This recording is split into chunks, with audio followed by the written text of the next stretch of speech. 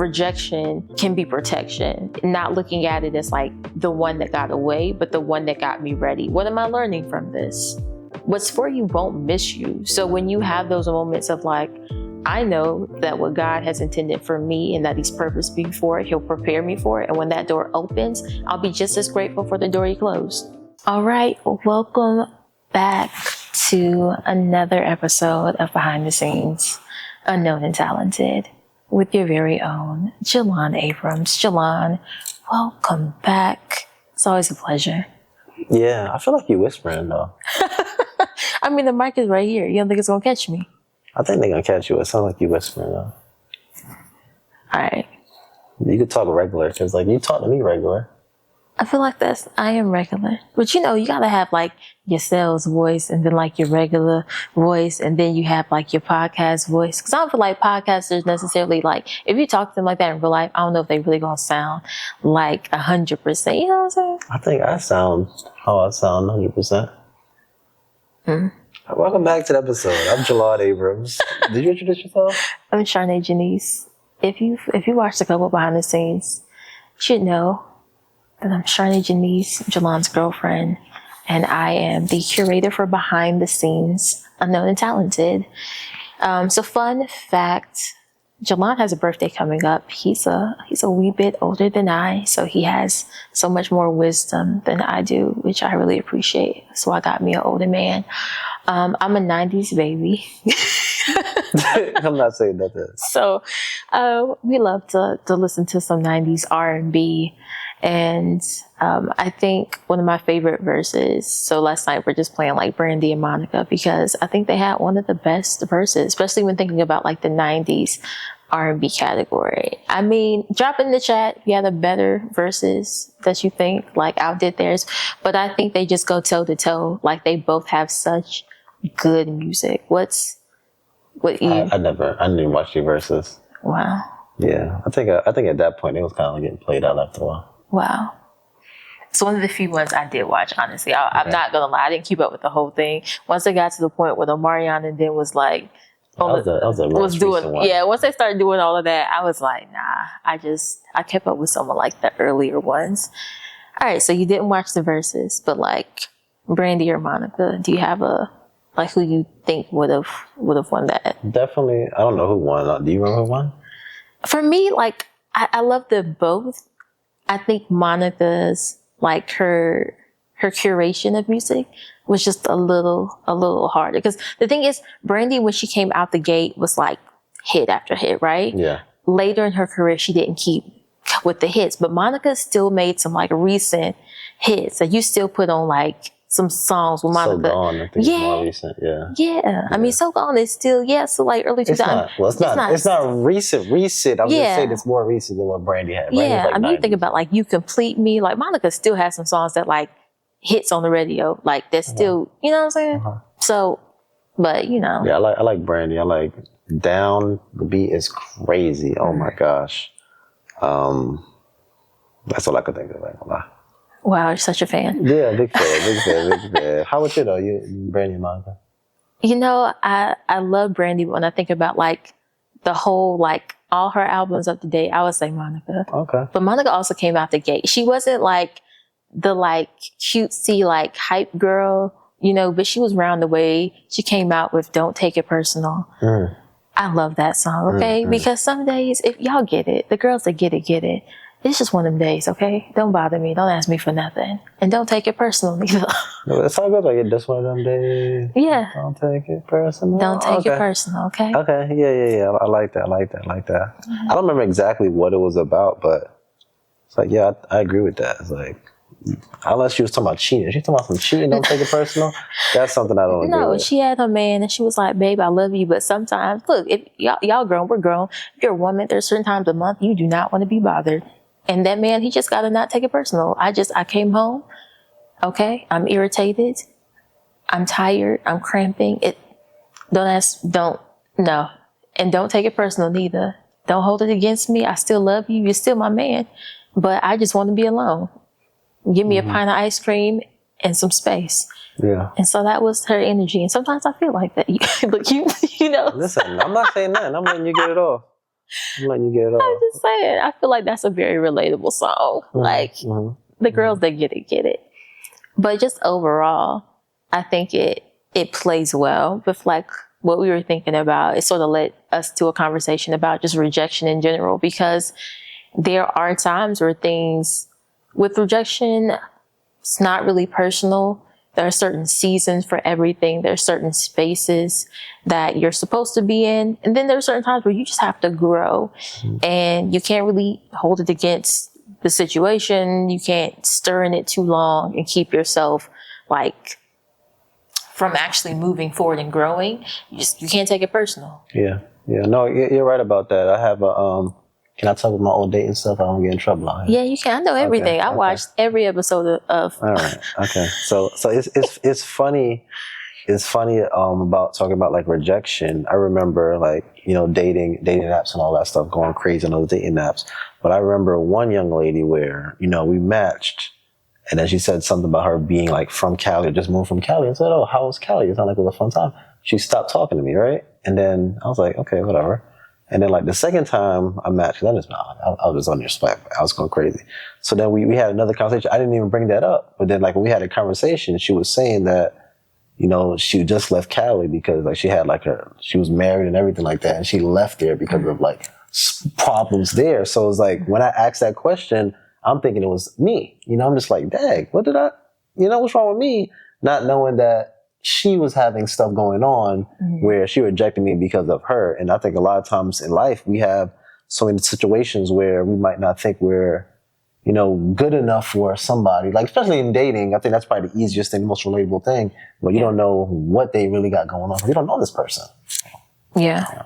I think there is like a lot of things relational, whether it's dating, a job, but like anything that you're having to be vulnerable about something, it can create this space of fear about being rejected. And I think it's like really setting your space and like rationalizing like why you're feeling the feelings of fear, because fear is natural. It's like a instinctive thing that we feel, but then knowing what to do with that fear around like, do I feel fear because there's something that I should be doing in this situation? Like, do I fear I'm not qualified enough? And I'm looking at other LinkedIn, resumes and thinking like, oh, maybe this is an opportunity for me to get some more knowledge under my belt, find some free, certificates that I can do, some certifications, like things like that. Or is it a fear where I don't feel qualified, but I'm looking and it's like,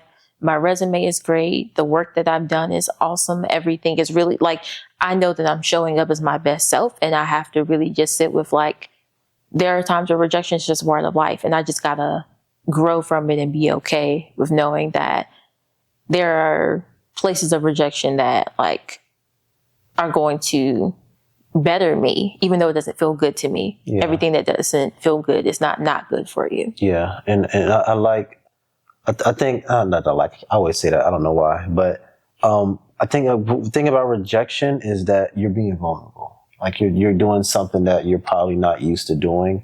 So for example, let's say, guys are scared to get rejected nowadays. Like, you probably rarely get approached. It's like somebody sees you on Instagram, oh my gosh, what's up? They're on your DMs, but they're scared of their approach because they're being vulnerable at this point. They're going to you and just like, hey, my name is da da da, and trying something that they haven't tried, and now they're scared to do it. What I think about is, for me, trying to build my podcast and getting guests, I'm contacting them, being vulnerable, like, hey, my name is Jelan Abrams, and like trying to juice them up and be like, because you're scared. It's like, I don't know. I'm putting myself out here to get rejected, and people are first scared to be vulnerable, saying that they might not know if they're good enough or not, but then to actually do it, it's a scary thing. Even going after a job, like thinking your resume might not be good enough. You go on the job, they say, me, I don't have a bachelor degree.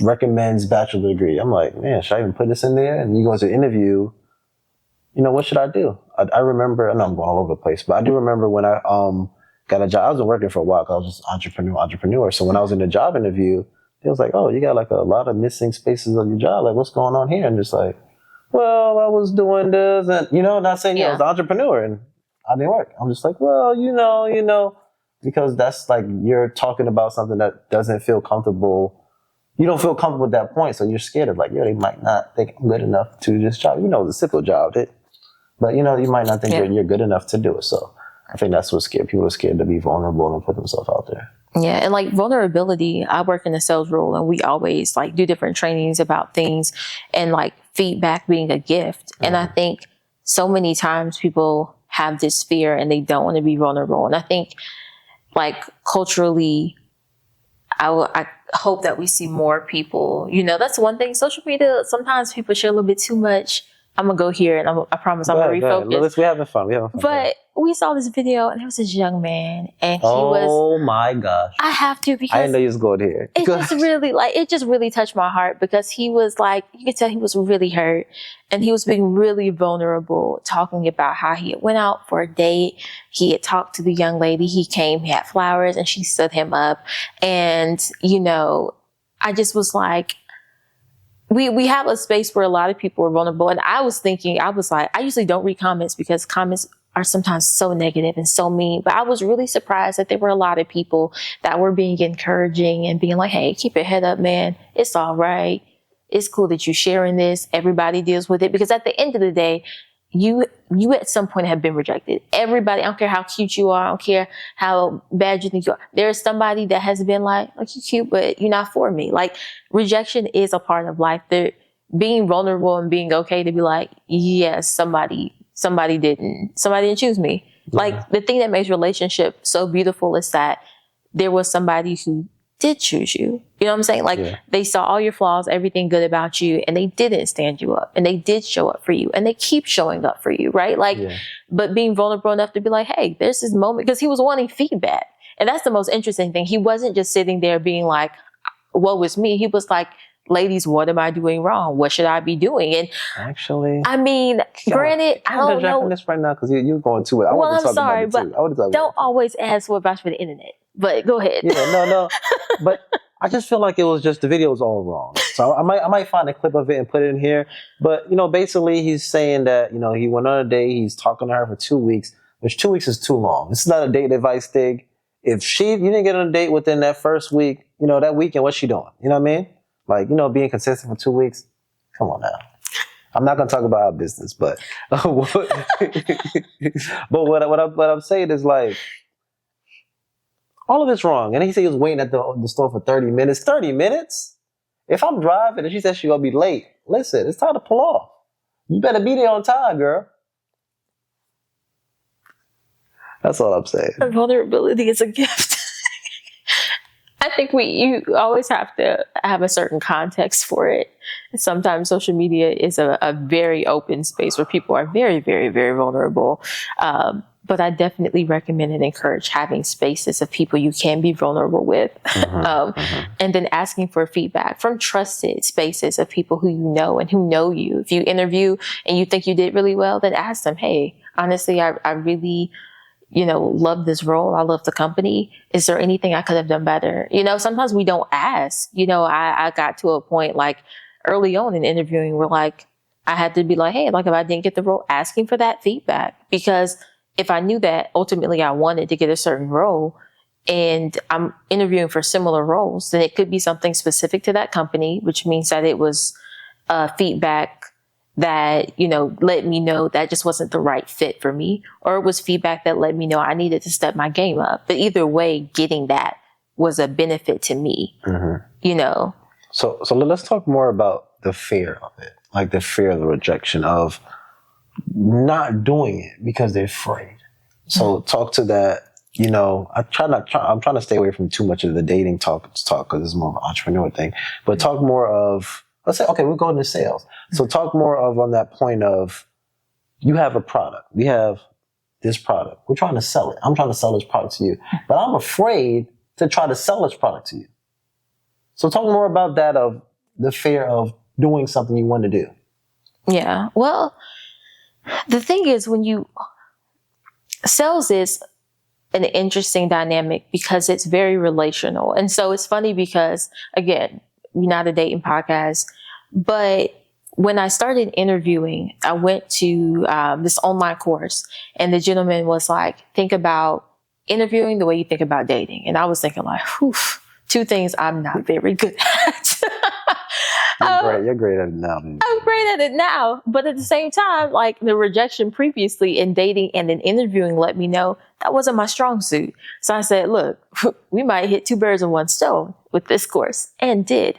But a lot of things when you're thinking about interviewing, when you're thinking about sales, it's like setting your mind in this space. It's definitely a mental thing. It's like understanding what are the fears. Is the fears not having enough knowledge about what you're selling? Is the fear not having enough knowledge about the role? Is the fear not having enough knowledge about what you're looking for in a relationship to know if it's a good person to pursue? Like there's a good bit of research and understanding that you need to have across the board before you really start investing, because the more knowledge you have around something, you know, they say knowledge is power. It is. You feel a certain sense. If you go to the grocery store and you're like, okay, I want to try a new, you know, pasta sauce, but you're like, I don't want to get something that, you know, this is a random example, but I don't want to get something that my kids aren't going to like, my man's not going to like. So you have this fear of like, whenever I try something new, I hear a lot of backlash around it. Like, why are you going to try something new? Why don't you do the same thing? It's like, I'm going to do something different. But if you know that the issue before has been that they don't like cheese, and that somebody's allergic to garlic, then just try a sauce that doesn't have cheese and garlic. Because you have enough knowledge around something that you're now making a decision based off the wisdom. So you're not moving in the fear of it, but you're creating some context for why you have fear. So I think with fear, the biggest thing is context. Like what is actually at the root of what's making me feel afraid of this rejection? Yeah. Because most of the time there is a solid like piece of something that you can connect reason to. Or you realize that it's just something in me, an experience I had that just made me fear around this. Yeah. And then you can still do that work emotionally to ground yourself before you're going through that experience. But I feel like fear is definitely one of those emotions that, again, it's human to us, but you have to be able to understand that your feelings aren't always facts. Like there are emotions that we feel and they're not always going to be as true as they feel to us. You know, I know that's not going to sit well with everybody, but it's one of those things I heard from a podcaster, Molly Till, and she said it and it like didn't sit well with me. But after a while, I resonated with me like, yeah, like my feelings aren't always facts. It was funny. We were in Belize and we're walking down the street and we hear yelling, right? And so immediately I hear yelling. I'm in another country. I'm like, let's go another way. Yeah, she was out. I was like, let's go. Okay. I don't play no games. And Lon was sort of like, well, let's go this way. And I was just like, all right, let's go. And so we ended up walking and the yelling, it was screaming, but it was children playing basketball. And so there's certain like yelling that you hear from a distance. It's like, oh no. But then when you get closer, you get context for what actually was caused. So like, it was actually a head coach. So you hear a man yelling and it was young ladies. So it was a head coach. So you hear a man yelling and you hear a woman, you know, young ladies screaming. You're like, wait a minute. Yeah. You know, like that was kind of wild. Okay. Yeah. Yeah. But yeah, once we were up close, they were having a great time. They were just out there playing. We got some cool footage of it, took some cool pictures out there. And so like sometimes fear is just like that. Like the closer you get to the reality of it and the truth of it, what you're afraid of is not really what you should be afraid of. My dad always says fear is false evidence appearing real, because it's something that you just have in your mind. I just think about so many people afraid of the dark. You know, like right now we're in this room. We turn the lights off, we hear a noise, we're like, oh my gosh, somebody's in here. You know what I mean? We hear that same noise with the lights on. Oh, something just fell. Yeah. You know, so it's like you fear something, you make this big, our imagination is crazy, especially as creators. You know, you make this big thing in your mind that, you know, is something scary and it's really not. And the more you don't do it, the bigger that fear will get. You know, I go into, you know, like I said, back trying to build a podcast up. Right now, I'm contacting so many different people. And when I first started, I made sure to contact everybody I knew. Everybody that I followed that already knew me. And say, oh, you want to be in a podcast? Want to be on a podcast? Of course. Most of them are going to say yes. Some people did say no. Most of them are going to say yes because they know me. Now I'm trying to expand out and contact people I don't know. So now first I got to get them to open a message. People don't want to open a message. Now I want to say, hey, my name is blah, blah, blah. I want to be on a podcast. And it's like the crazy thing about it, like that's fearful. It's like I'm scared that they might say no. But if I never message them, it's a no. If you never actually try it, you already put no already. You might be surprised yourself. You might get a yes. So I've been going to people and like they have bigger audience than me. I only have 1,000 followers right now when we're recording this, so this might be even more when this comes out. But you know, my following is so low, and I'm contacting these people 50,000, 100,000 on Instagram, and it's like they could possibly say yes, but if I don't try it, it's always gonna be no. Yeah. And like I work in sales, so it's sort of that same dynamic of you're having calls and everyone's not going to close. That is just the truth of the matter of sales, right? But anyone who you don't actively pitch, when you get on that call, like who you don't actively work to understand their reasoning, you know, the worst thing is for me to get on the call with you and not ask enough questions to know why you either weren't qualified or you weren't a good fit for the product. Mm-hmm. You know, when we have to leave our notes, I need to be able to notate why you weren't a good fit, like why you didn't want to move forward. If I can do that, then I feel at peace, like I did what I needed to do. I had the conversation. I qualified them. I understood what they needed. I understood it wasn't a good fit for us, right? That's okay. Everyone's not going to be. But as you spoke to, if you don't do it at all, like you're never going to know. Like you'll never have that opportunity. Yeah. And I feel like it's a learning lesson as well. So you go through this unless I say, hey, Charnae, you want to go out? If she says no, you have to take that as a learning lesson. Not just take it as this one person said no to me. Now you say, I want to try a different approach. But the only way you get that different approach is by trying with different people. The more you try this one approach, if every time you say the first message you type, first message I said, let's go to the movies at 5. Wait a minute, sir, I don't know you. You know what I mean? Like we're together now. She probably would have said yes. She would have said yes. But I'm just saying, it's like, you tried it like 3 times, like the first message, go to movies at 5. Okay, that didn't work. Now you got to try a different approach. So like you trying different things of my approach might be say, hey, I want you to come on the podcast. It might not be. I might have to do conversation and come that way. I might try that and it doesn't work. So you have to try different things, but you can't be afraid to put yourself out there because it's a learning lesson at the end of the day. Yeah. And I think it's like the way you frame it will definitely ground in how you move in it. And I think another piece is that like in sales, like you have a lot of no's, but like when you have those yeses and when it is a good fit and it makes sense and it's someone who's excited to move forward with what you're excited to support them with, like it feels so good. Like you feel so much more joy. Yeah, like the reward is great. Yeah, like taking it back to dating, like we met on a dating app. One day we're going to be sponsored by Hinge because, okay, look, period. But, yeah, I mean, there's a lot of rejection that comes with that. Everybody on there, and you do some of it too. I think it's another reframing thing. Before you get in your feelings and sit here and what was me, you had some people that you was like, oh, no, thank you. Listen, thank you, buddy. It's funny. I remember I asked the girl for her number, right? And I was just like, I'm not texting her. And then she like found me on Instagram and said, hey, we talked that thing. I said, ma'am, I don't know why I even swiped, but you know, I still asked for the number and I'm not texting you. I'm not following you back, but yeah. Persistent. Yeah, but I wasn't interested. But it happens though. Like it happens to me. But I got rejected a lot more times than, you know. Yeah. But the yeses feel, the yeses are definitely that much more satisfying.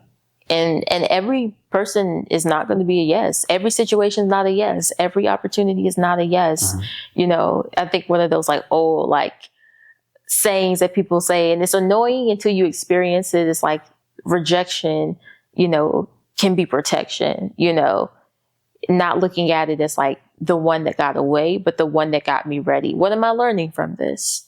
What's for you won't miss you. So when you have those moments of like, I know that what God has intended for me and that he's purposed me for, he'll prepare me for it. And when that door opens, I'll be just as grateful for the door he closed. Yeah, no, and I like that, the one that got me ready, because and it might not just be one, it might be a lot. It might have been you got rejected so many times, you decided to change, you know, everything about you, you know, like me. I didn't really date a lot, but like, I was like, my confidence was low. I was scared. I was like, I rejected myself before trying. So I was like, you know, I'm gonna work myself up. And, you know, that got me ready for, you know, got me ready for confidence in my life. But I think a lot of times we don't do that one thing of getting rejected, because you learn so much about yourself from getting rejection, trying something. But like you said, the reward from actually getting it is on a podcast. People got on a podcast now is fire, because I actually went out there and tried to contact strangers, and I got no's, but I also got a lot of yeses. Yeah. And I mean, the conversations you have with so many of the people when you're like really connecting with them and they're sharing with you and you're like really having that space of connect, like every relationship, every person's not going to move that way. Yeah. There are opportunities that I apply for that I realize the team that I have, that I work with, where I'm able to work and do what I love so much, what I'm passionate about, the mission that we serve. Every place that I interviewed didn't have a mission that really aligned with my why. But at the end of the day, I was interviewing because, you needed a job. So it was like, you're going to take every opportunity. You're going to be open. You're going to see what works. But at the end of the day, the ones that didn't fit with me and that were like a rejection of like, okay, we don't think you're a good fit. Like it felt pretty mutual. Like I really didn't think I was a good fit either. But I'm going through a recruiting system, so I'm taking a lot of interviews. It's okay if something's not a good fit. Again, I know we're not trying to be a dating relationship thing, but just in every cadence of your life, if you're sitting here in situations where you're interviewing for something and it's the rejection of, hey, like really great candidate with X, Y, Z, that's a blessing. Mm-hmm. What's for you supposed to be for you? If you're going out with people and you're like, I'm trying to make this work, don't force yourself to try to make something work. Don't force yourself to try to be something that you're not in the piece of rejection. That's what you should not do. Now, if there's a level of you have not experienced yet, and it's like, okay, I need to be, oh, you weren't really well prepared, then that's a level of you to be true to, that there's a level of you that's more prepared, that's more thoughtful, that's more intentional. So move forward in that. But if it's like, oh, I usually date, short girls, and now you wear flats and trying to scrunch in photos, like, don't do that. Be yourself. Yeah. Yeah. No, I like that point you did, is sometimes the rejection is for your good. Sometimes you might not be ready. The point of time I was dating, I wasn't ready to date. I wasn't in the spot to, have my own space. I didn't have, a good amount of income. So you're getting rejected at those points. You can't just be upset at that person for rejecting you. Just look in the mirror sometimes and be like, okay, I wasn't good enough. Or, even right now, my podcast, I'm getting rejected by people that have like bigger platforms. I can't look at them and like, what's wrong with them? Forget them, blah, blah, blah. Look at myself. Put that work into the people that do come on my show and my individual podcast and actually build that up. And then now they might be coming to me. There are podcasts out there where people are paying to be on a podcast, but you have to put that work in. You can't just feel bad for yourself or make videos crying because, you're not good enough. You gotta put that work in. I'm just saying, you gotta put that work in. It's not a pity party. It's never a pity party. You gotta put that work in. A quote, I think my dad told me this. My dad tells me all these quotes, but, I don't know where he gets them from, but he got them in his bag. He said, timid, hold on. Is it timid business people? I'm just gonna say it like this. So timid people timid salespeople. Okay. Timid people have skinny kids. I guess it would be timid salespeople, right? I don't know. Okay. Well, pretty much the point of it is like, okay, we're gonna say timid salespeople have skinny kids, right? So what that pretty much means is you're a salesperson. You're not selling nobody because you're scared, right? Your children, they eating. Oh. They skinny. You get it? I was trying to figure out. I was like, do they have high metabolisms? Okay. All right. Okay. I got you. I was trying to get them. I don't know if it's skinny business people. It's probably like that. But basically, if you're timid, you're not going to get what you want out of life. You have to go after it. And if you get rejected, who cares? Yeah. Yeah.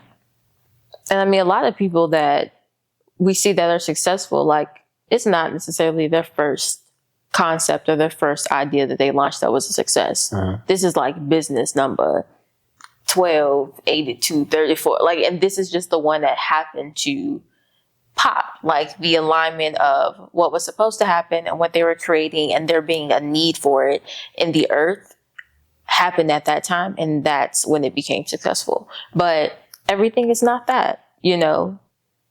Yeah, I agree. I just think about Shark Tank. I remember, you ever seen Shark Tank? Mm-hmm. I think that show was fire. I definitely wanted to be on Shark Tank. We still probably can. We be creating stuff. You make a lot of stuff. Yeah. So, yeah, because I don't know if y'all remember Shark Tank. Y'all probably do, because everybody seen Shark Tank, right? Possibly, if you had cable. Who didn't have cable? Everybody don't got cable. These days, everybody got like Netflix or Hulu. So. But Shark Tank was like back in like. Is it still on? I'm pretty sure it's still on. I don't know. I haven't watched it in a while. Go ahead. I'm sorry. Okay. so Shark Tank basically, you know, is a bunch of entrepreneurs. You come on the show to pitch your product. So a lot of people will come on the show trying to get someone to be a partner in their business. And a lot of people got rejected, you know, but the cool thing about it, they had like one season of it. Basically, they showed like everybody that got rejected and like where they are now. So some people's business just failed. Some people's business are bigger now than it was on the show, and they ended up getting them to be a partner on the show. So, you know, even though you get rejected today, that's okay. Just keep putting that work in, because you still have a goal. Like if I got rejected by every single person I contacted to be on my podcast, what am I going to stop my podcast? No, it's going to be every single episode is just going to be me. And Charnae, of course, could now, but I'm just saying it's just going to be me. And then I'm going to keep building it up. And then now, can we get on your podcast? I might be like, I don't need y'all anymore, because my podcast is great as it is. So you never know what God has for you. You just got to, if you have that goal, he gave you that vision, keep going after it and try to get help, try to get, you know, other people involved. If you get rejected, it was probably meant to be for you to be by yourself. Yeah. And I'm curious, when thinking about Shark Tank in that episode, like how many of those people whose business were better took that feedback and implemented it and was like, okay, like I hear what you're saying. And so, and with all feedback, you take some, you leave some, right? Like you understand what's actually beneficial, because some people are very good at giving feedback and they give constructive criticism, and some people are just critical. You have to know that for yourself, know your why. But, you know, take that in the piece that's actually beneficial and good for you, and then move forward in it. Because I guarantee you a lot of those businesses took it and was like, okay, we hear you. Like, we're going to sit on it. We're going to think about how I can implement it in a way that aligns with how I'm trying to move forward. I'm trying to grow. And then they use that rejection. It was a fly in here. Go ahead. They use that to better themselves. And so I hope in thinking about this, you know, that it gives people just that landing space for their rejections and to really reflect on it, you know. And also, I'm sorry. Yeah. But also putting yourself out there. Like, make sure you put yourself out there to be rejected. You know, I think a lot of times we feel that we're not good enough from the beginning without putting yourself out there. Because the only way you can find out if you're good enough if you actually do it. You know, Spider-Man, you love Spider-Man. Spider-Man didn't know he could swing through those things until he jumped off the building and fell. You know what I mean? You got to put yourself out there, because you never know. We are not condoning jumping. Listen. I'm just saying, you know, if your friend jumped off the bridge, if you do it too. I don't want nobody suing us for jumping off bridges. All right, don't jump off buildings. But what I'm saying is that put yourself out there. You know, I believe I could fly. Never mind, sorry, Kelly, we can't talk about that. No, next subject. I'm just saying. They always say, listen, I was listening to the Steve Harvey thing, right? And he was just like, you know, you gotta jump. You gotta jump. Like even without a parachute, you might fall down, scrape up your arms and stuff like that. Where are you jumping? Why do you want people to sue us for these injuries? It's just take a leap. Jump, y'all. Take a leap of faith. The leap of faith is jumping, right? Leap of faith. I'm sorry, I'll give you going. I'm done talking. This is the podcast. I am someone who thinks like literally. And so I'm just like, we ain't even making no money yet. I'm not trying to get sued. People out here jumping. Okay, don't jump. Don't jump. Take a step of faith. How about that? Do something safe. Don't hurt yourself. That's the thing about it. When you're taking a risk, you're doing something you're afraid of. It's not something safe. You're afraid to do it. I mean, You know, doing an interview is a safe risk. Jumping off a building is not safe. I'm just saying, people are afraid of rejection. It's not like the same way somebody can be afraid of a dog that's going to bite your head off. People are afraid of rejection. They're afraid to say, hey, I'm trying to sell this. I need to sell this so I can pay my rent. People are afraid to still go out there and do it. If you're a salesperson and you're only living off commission, you don't get nothing, and you have to sell the thing, people are terrified to do it. But you can be terrified. You got to go out there. I just think about going to the mall. I don't know if it happens to women as well, but it happens to me. You go in the mall, they got that little stand with them boys trying to clean your shoes. They don't care. They're like, yo, hey, what up? Hey. I'm like, they trying because they want to sell them. That's what they're making their money off. They're going to take that risk of getting rejected by 20 people because they know that's the part of it. So I'm just saying, just take a risk. Don't jump, but take a risk. There we go. Awesome. Take a risk. Again. Go ahead, finish. You're talking. I'm not talking. It's a solo on Charnae. So yes, to bring it back, to bring it all full circle, taking those risks, not personalizing rejection. I think normalizing rejection, that it's a part of life. There are going to be opportunities that come your way. There are opportunities that are not for you. They're for somebody else. And you can still grow from it. You can still learn from it. But it just depends on how you look at it. So just always seeing it as again, not something that got away, but something that's getting you ready. And then moving forward, anticipating what's next. But yeah, don't take it personal, like Monica said. That's fine. I like how you tied all that in. That's cool. Thank you. We done now. You can close it out. All right. Well, hope that y'all enjoyed this episode of Behind the Scenes. Please like, comment, subscribe, share. Put something in the comments that you are, gonna move forward in. Take a safe step of not being afraid of rejection. A step of faith, safely stepping into the bad side. And until then, we'll see y'all next time. Be easy, be safe, don't jump. All right. Goodbye, guys.